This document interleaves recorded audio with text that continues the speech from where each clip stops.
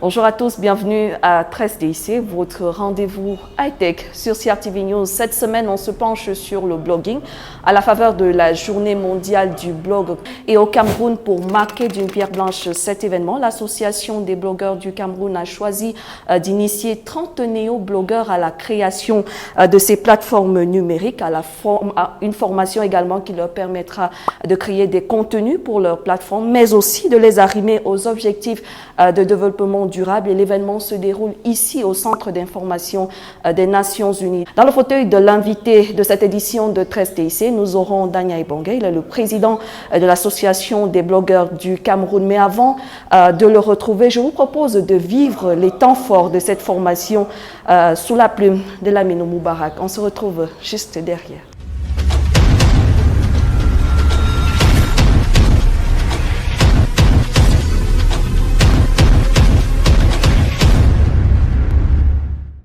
Ils viennent de cliquer sur les opportunités qu'offre le numérique. Eux, ce sont des jeunes blogueurs qui cherchent à se perfectionner pour se mettre au service de l'information et de la communication. À l'occasion de la célébration de la Journée mondiale du blog ce 31 août, l'Association des blogueurs du Cameroun, en collaboration avec le Centre d'information des Nations Unies, les ont inculqué quelques notions sur la création, l'animation et les contenus des blogs, avec les outils des ODD, Objectifs du développement durable. Au cours des travaux, les formateurs sont revenus sur les 17 objectifs fixés à l'horizon 2030 pour comprendre les effets positifs et négatifs du numérique dans l'accomplissement de cette vision onusienne. Et pour les participants, c'est une aubaine à saisir. Je suis une passionnée de communication digitale et depuis peu j'ai lancé un blog, mais je me suis rendu compte que l'impact de mon blog était limité. Du coup, j'ai commencé à m'intéresser aux objectifs internationaux, d'où ceux qui ont été mis sur pied par les initiatives ODD. Leur ambition, améliorer leur plateforme numérique. Il était vraiment capital pour moi de venir écouter les recommandations qui vont me permettre de pouvoir amener ce blog-là sur le plan international et bien évidemment bien traiter la question de la santé mentale parce que c'est sur ce sujet que mon blog est centré sur ce sujet. S'agissant du développement du capital humain, j'ai très porté sur la question et notamment la lutte contre la pauvreté, le développement agricole de notre pays, le Cameroun. Voilà pourquoi avec les objectifs de développement durable, j'entends m'enrichir et maintenant ces contenus que j'ai à travers le blog, mon blog à moi, aider les couches vulnérables. Cette année, l'Association des blogueurs du Cameroun a choisi 3 villes pour célébrer la Journée mondiale du blog avec différentes thématiques. Le blog et le patrimoine culturel à Tiang, l'impact des blogueurs sur la lutte contre le fact-checking à Douala et les objectifs du développement durable dans la ville de Yaoundé.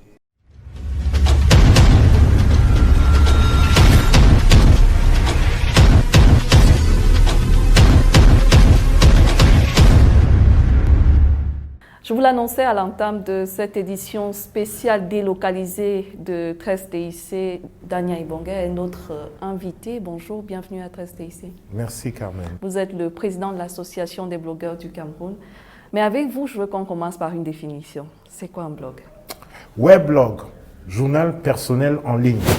Journaliste formé ou pas, tant que vous avez des contenus qui respectent l'éthique et la déontologie, parce que tout blogueur est soumis à ça, que vous avez une adresse IP identifiable, vous êtes un blogueur.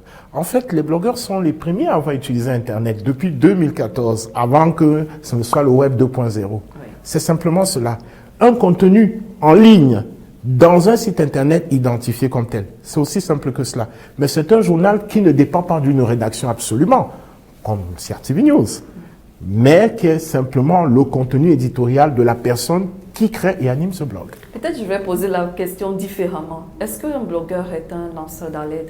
Est-ce qu'un blogueur est un influenceur? Il peut être les deux, mais l'inverse n'est pas toujours vrai.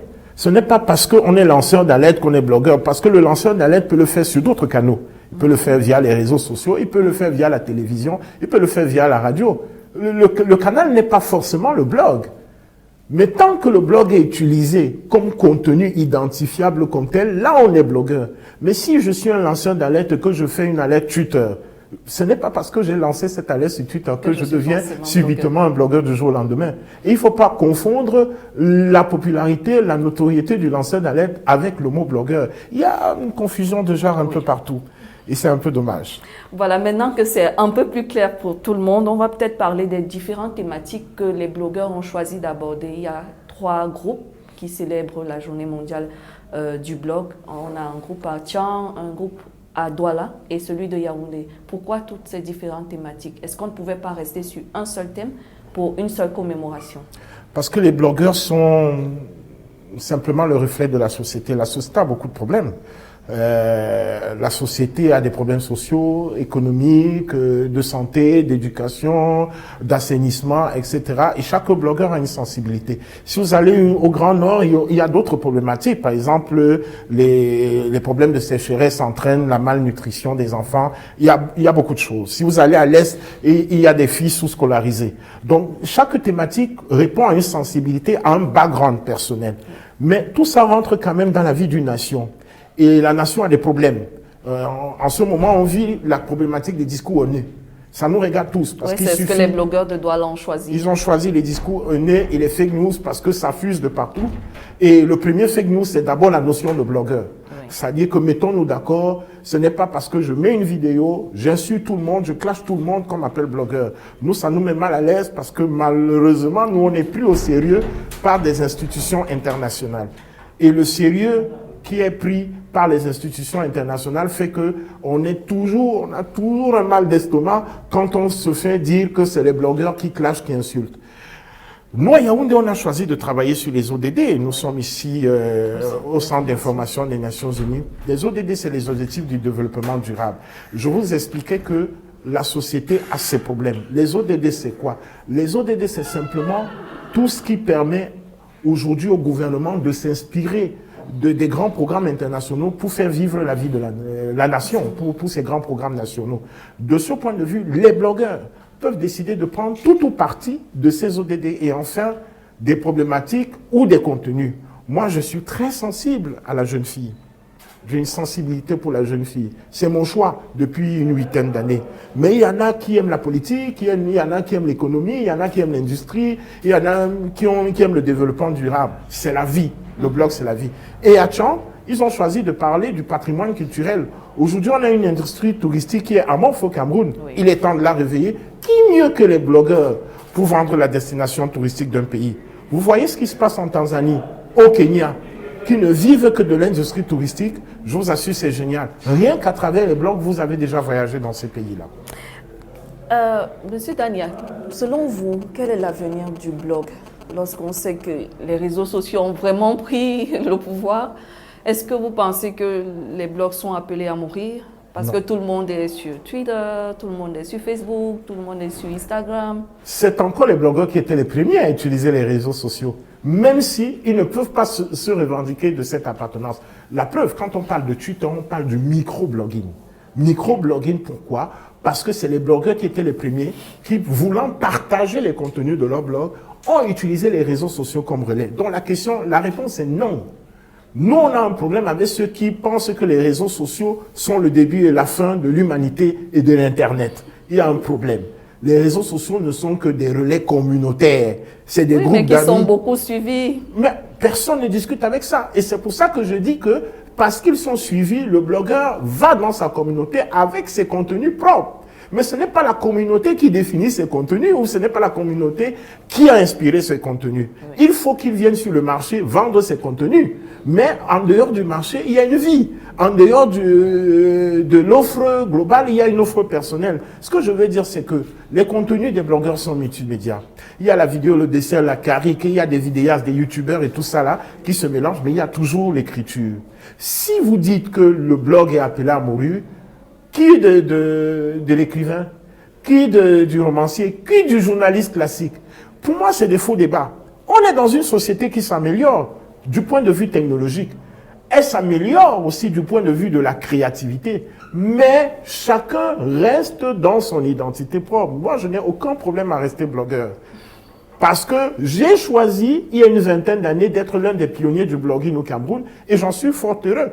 La preuve, et c'est peut-être là où je vais vous poser la question quand même, pourquoi les autres qui donc vous dites qu'ils sont célèbres, ou, aimés ou suivis par une forte communauté, pourquoi se font-ils donc autant appeler blogueurs? Ils n'ont qu'à trouver leur identifiant et nous laisser dans notre minorité, si tant est que nous sommes minoritaires. Donc je crois effectivement que si ces gens sont toujours confondus aux blogueurs, c'est qu'il y a quelque chose d'extraordinaire chez les blogueurs qu'on ne dévoile pas toujours.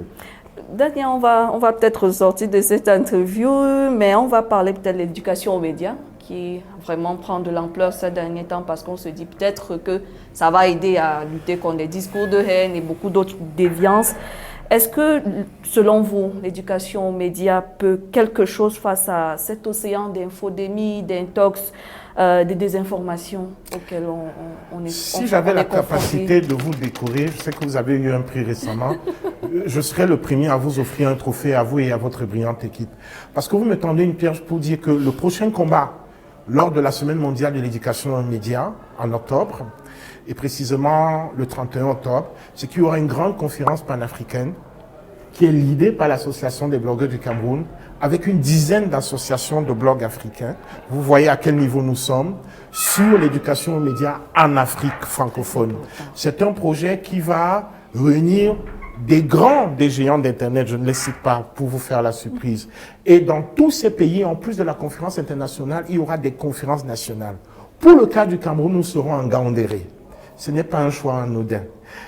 Vous avez vu que 3 villes ont été choisies pour la journée mondiale du blog et une 4e ville qui va porter le septentrion, Gaoundéré, a été choisie pour la semaine mondiale d'éducation aux médias. Pourquoi? Parce qu'effectivement, l'éducation aux médias va résoudre tous les problèmes que vous avez posés dans votre émission aujourd'hui. De la terminologie, quid de qui fait quoi et surtout, quel est le contenu qui est non nocif. En ce qui concerne les Africains francophones, en tout cas les pays francophones africains, il est question de dire que les contenus nuisibles et nocifs, on n'en veut plus. Ce n'est pas parce qu'on a une divergence d'opinion qu'on est ennemi. Ce n'est pas parce qu'on est des ethnies différentes qu'on est ennemis. Encore que moi aussi j'ai un autre combat à démontrer aux Camerounais que cette histoire d'ethnie, cette histoire de groupe ethnie, de répartition géographique, elle est l'héritage du colonialisme. Avant cela, il n'y avait pas de distinction. Et si vous faites l'anthropologie des Camerounais, nous sommes tous d'une même famille.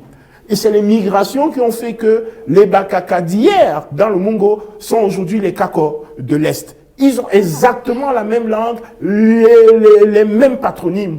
Les Maka sont les Ngumba que vous retrouvez au sud. On se comprend. Quand vous faites cette anthropologie, vous aurez du mal à détester les uns les autres. Sauf que l'éducation aux médias commence par l'éducation de savoir qui tu es.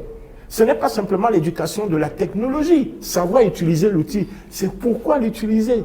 Et ça doit se faire au niveau scolaire. Oui, on espère que ça commence à la base. Voilà, nous faisons un plaidoyer auprès de l'UNESCO. Vous voyez que nous sommes aux Nations Unies parce qu'eux, au moins, ils vont plus facilement convaincre le gouvernement de dire c'est à la base qu'il faut expliquer à ces enfants qui sont frères et sœurs. À la base, expliquer qu'on ne va pas dans des contenus nuisibles, on ne va pas dans des contenus de moins de 18 ou de moins de 12 ou moins de 8. Cette éducation aux médias n'est pas valable que pour Internet. Elle est valable pour la radio et la télévision parce qu'il y a également, avec le streaming, il y a des films de Netflix. On est tous exposés aux écrans. Qui sont dangereux pour les enfants. Dangereux. On n'en parle pas assez.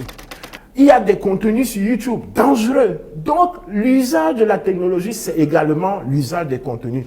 Et vous revenez donc aux blogueurs. Si les blogueurs ne sont pas là pour expliquer l'usage des contenus, à un moment donné, on va tous être perdus. On espère qu'on ne va pas arriver à cet extrême-là. Merci infiniment, Daniel Bongué, d'avoir accepté d'être l'invité de 13TIC sur CRTV News. Merci, Carmen. Madame, Monsieur, c'est la fin de cette édition de 13TIC. Merci à vous de l'avoir regardé. Prenons rendez-vous sur nos plateformes d'échange Facebook et Twitter pour partager et échanger sur l'actualité numérique. D'ici là, restez connectés à 13TIC.